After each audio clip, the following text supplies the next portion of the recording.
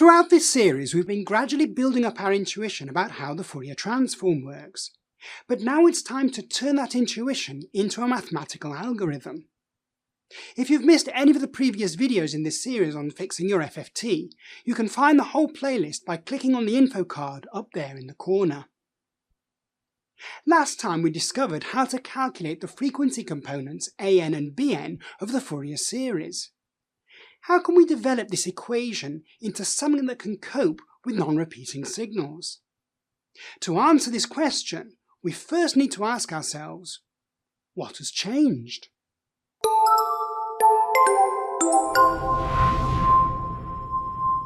The first thing that has changed is that we no longer have discrete frequency components like an and bn. Rather, we have a continuous function of frequency components. So we're going to have to change the output of the equation to be a function of frequency. Let's call this function capital X of f.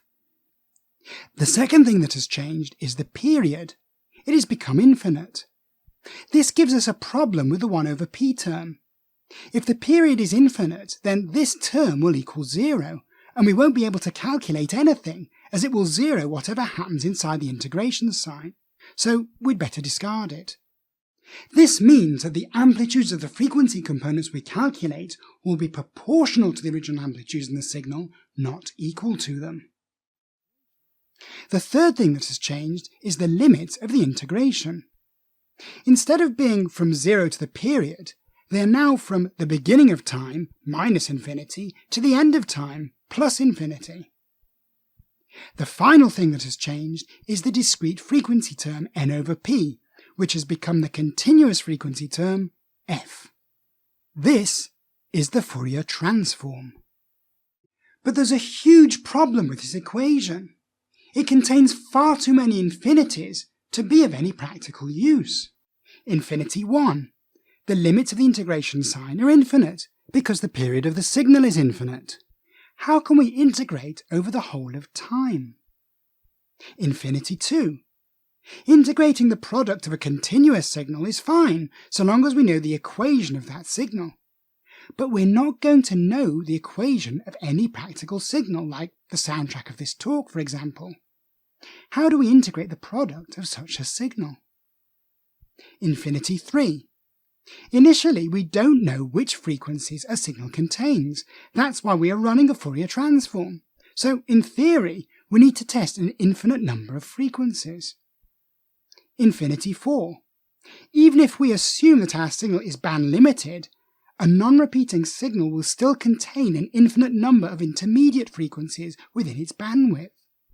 So even for band-limited signals, we need to test an infinite number of frequencies. For all these reasons, the Fourier transform in its theoretical form is not a tool we can use on everyday random signals.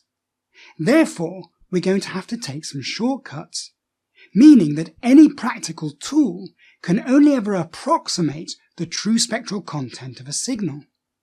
The quality of that approximation will rely on how well we cope with these infinities. Perhaps the easiest infinity to deal with is the first one, the limits of the integral. The sort of signal we want to analyze is not going to go on forever. It will start at some finite point in time and end at some other finite point in time. For the rest of time, it'll be 0.